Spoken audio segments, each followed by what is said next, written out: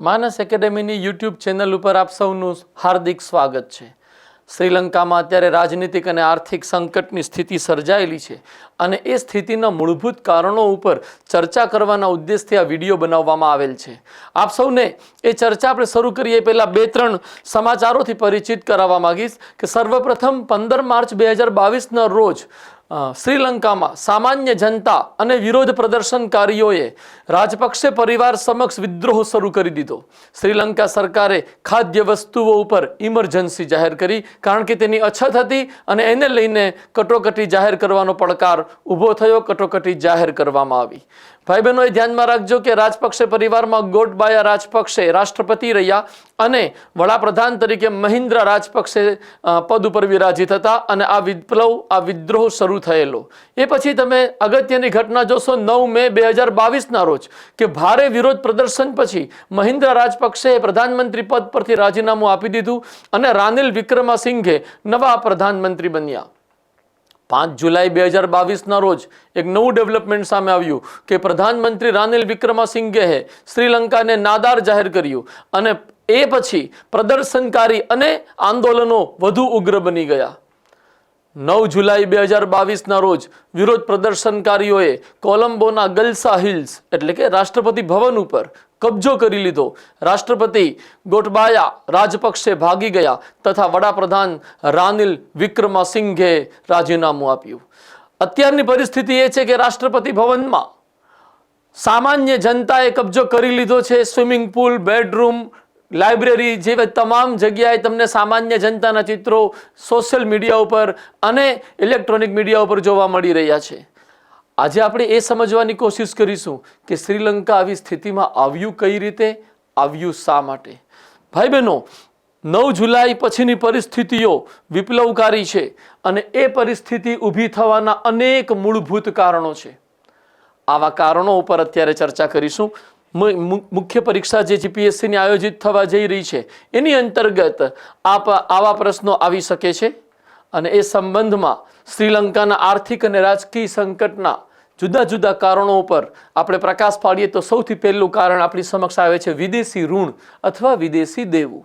શ્રીલંકા ઉપર લગભગ 54,000 કરોડ રૂપિયાનું કરજ છે અને એ કરજમાં ચાઇનાનો હિસ્સો કે જેની ફોરેન પોલિસી સામ્રાજ્યવાદી છે અને જે કરજ આપીને જુદા જુદા દેશો ઉપર પોતાનો પરોક્ષ કબજો કરવા માંગી રહ્યા છે, એ ચાઇનાનો કુલ કરજમાં લગભગ 2/3 વધુ હિસ્સો છે અને આ વિદેશી ઋણ, આ વિદેશી કરજ ચૂકવવાનું જે વિદેશી હુંડિયામણ શ્રીલંકા પાસે હોવું જોઈએ એ ઉપલબ્ધ છે જ નહીં, એ ખાલી થઈ ગયું છે। ભાઈ બહેનો, એ સંદર્ભમાં આપણે તાત્કાલિક કારણના રૂપમાં એવું રજૂ કરી શકીએ કે વિદેશી ઋણ અને તેનો વ્યાજના હપ્તાઓ ચૂકવવામાં શ્રીલંકન સરકાર અસફળ થવાથી રાજનીતિક સંકટ ઊભું થયું અને વિદેશી હુંડિયામણની જે કમી પ્રવર્તી રહી છે એ કમીના કારણે આ રાજનીતિક આર્થિક સંકટ ઊભું થયું છે। તો મૂળભૂત મુદ્દો વિદેશી ઋણ, વિદેશી દેવું છે। એ પછી આયાતો ઉપર નિર્ભરતા શ્રીલંકાના વર્તમાન સંકટનું એક અગત્યનું કારણ છે। તેલ અને ગેસ જેવા ક્ષેત્રમાં તો આયાત ઉપર નિર્ભર હતું જ, એની સાથોસાથ ભાઈ બહેનો દાળ, ખાંડ, ચોખા જેવી અનાજ સંબંધી મૂળભૂત જરૂરિયાતોની બાબતે પણ શ્રીલંકા આયાત ઉપર નિર્ભર રહ્યું। એક તરફ કોરોના મહામારી અને પર્યટનના કારણે જે શ્રીલંકાને આવક થઈ રહી હતી એ આવકમાં ઘટાડો થયો। આવકમાં ઘટાડો ધેટ મીન્સ નિકાસોમાં ઘટાડો થયો અને આયાતો યથાવત બનાવી રાખવી પડી। આવી સ્થિતિમાં વિદેશી હુંડિયામણ ખાલી થતું ગયું અને શ્રીલંકાની અંદર ચીજ વસ્તુઓની અછત સર્જાવા લાગી। તો આયાત ઉપરની જે નિર્ભરતા રહી એ નિર્ભરતાના કારણે શ્રીલંકામાં આ સંકટ સર્જાયું, અછતની સ્થિતિ, ફુગાવાની સ્થિતિ ઊભી થવા લાગી।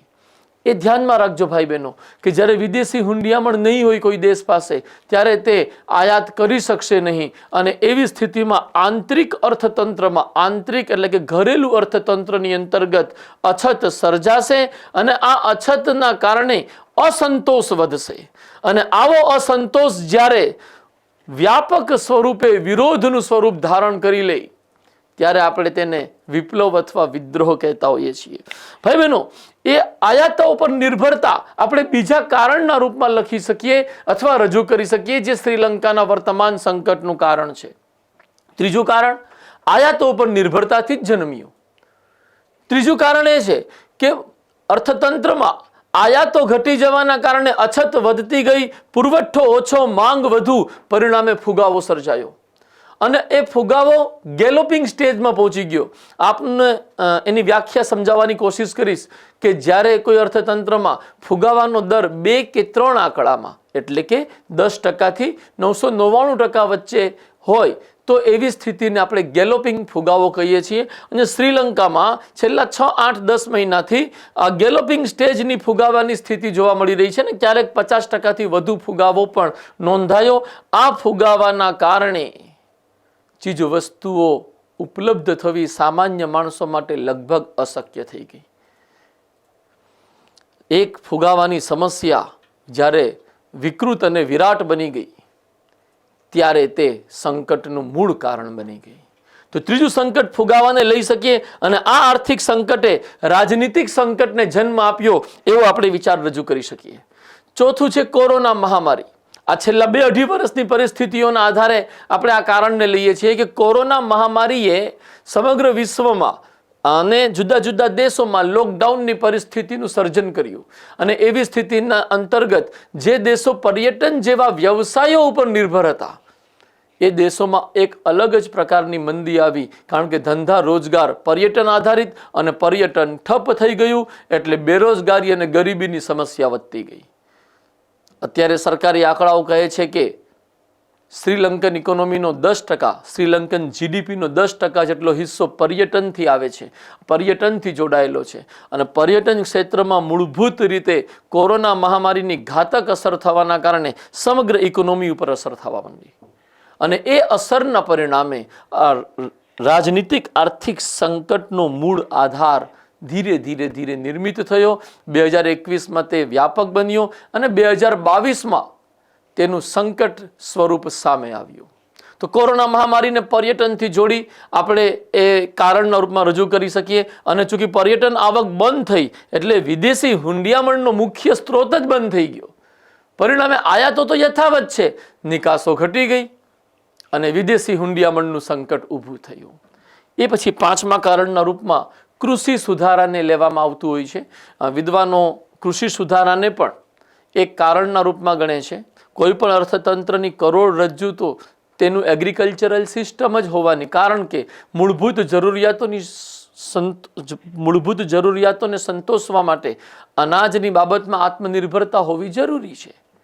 પરંતુ શ્રીલંકામાં એક એગ્રીકલ્ચરલ રિફોર્મ્સ જે પર્યાવરણની દ્રષ્ટિથી બહુ સારો હતો, પરંતુ એનો પ્રભાવ અને એની પદ્ધતિ એવી રહી કે શ્રીલંકા સંકટમાં ફસાઈ ગયો. શું રિફોર્મ હતો? તો કે સરકારે એક આદેશ જાહેર કર્યો અને તમામ પ્રકારના કેમિકલ ફર્ટિલાઇઝર, રાસાયણિક ખાતર ઉપર સંપૂર્ણ પ્રતિબંધ એક ઝાટકે લાગી દીધો અને એક ઝાટકે આ પ્રતિબંધ લાગુ કરવાના કારણે અને એક જ ઝાટકે 100% ઓર્ગેનિક એગ્રીકલ્ચર સિસ્ટમ એસ્ટાબ્લિશ કરવાના કારણે જે અર્થતંત્રનો કૃષિ આધાર છે એ ડગમગી ગયો. શું થયું એની અંતર્ગત કે આ એગ્રીકલ્ચર સિસ્ટમની અંતર્ગત અચાનક જ કેમિકલથી ઓર્ગેનિક તરફ ગયા તો એગ્રી પ્રોડક્શન અડધું થઈ ગયું અને પરિણામે એગ્રી જે પ્રોડક્ટ્સ છે, કૃષિ પેદાશો છે, એની અછત સર્જાવા લાગી અને એ અછતની સ્થિતિમાં આયાતો પણ એટલી થઈ શકે એમ ન હતી, કારણ કે વિદેશી હુંડિયામણનું સંકટ છે. તો કૃષિના ક્ષેત્રમાં આ સુધારાને પણ એક કારણના રૂપમાં આપણે બતાવી શકીએ. શ્રીલંકાના આ આર્થિક અને રાજનીતિક સંકટના મૂળભૂત 5 કારણો આપણે સમજ્યા પછી આપણે ભાઈ બહેનો આપણે એક ભવિષ્યને લઈને પણ એક નિષ્કર્ષ અથવા એક તારણ જેવી સ્થિતિમાં આવી શકીએ કે અત્યારે શ્રીલંકામાં જે પ્રકારનું સંકટનું વાતાવરણ છે એમાં બહુપક્ષીય મદદ એટલે કે ઇન્ટરનેશનલ મોનેટરી ફંડ અને વર્લ્ડ બેંક જેવી સંસ્થાઓની મદદ ત્યાં પહોંચવી બહુ જરૂરી છે. આની સાથોસાથ દ્વિપક્ષીય મદદ પણ ત્યાં પહોંચવી અત્યંત જરૂરી છે. શ્રીલંકામાં રાજનીતિક અસ્થિરતા સંપૂર્ણ દક્ષિણ એશિયન રાજનીતિ માટે એક ખતરો છે. આ કારણે જ ભાઈ બહેનો, જ્યારથી રાજનીતિક રીતે અને આર્થિક રીતે સંકટમાં આવ્યું શ્રીલંકા, ત્યારથી ભારત સરકાર જુદી જુદી રીતે શ્રીલંકાને સહાય આપી રહ્યું છે. આ સહાયને વધુ વ્યાપક બનાવવી જોઈએ અને IMF જેવી સંસ્થાઓએ શ્રીલંકન ઇકોનોમીને ફરીથી રીએસ્ટાબ્લિશ કરવા માટે, પુનર્સ્થાપિત કરવા માટે નિશ્ચિત સુધારાનો એક રોડમેપ રજૂ કરવો જોઈએ. આ પ્રકારના વિચારો સાથે આપણે શ્રીલંકાના આ સંકટના કારણોની વ્યાખ્યાનો આ સેશન અહીંયા સમાપ્ત કરીએ છીએ. આપને આ વિડીયો ચોક્કસ ગમ્યો હશે. પ્લીઝ આને લાઈક કરશો અને યથાશક્ય અધિકતમ શેર કરશો, જેથી કરીને મૂળભૂત કારણોની સમજ તમામ વિદ્યાર્થી બંધુઓને પ્રાપ્ત થઈ શકે. Thank you very much. જય હિન્દ.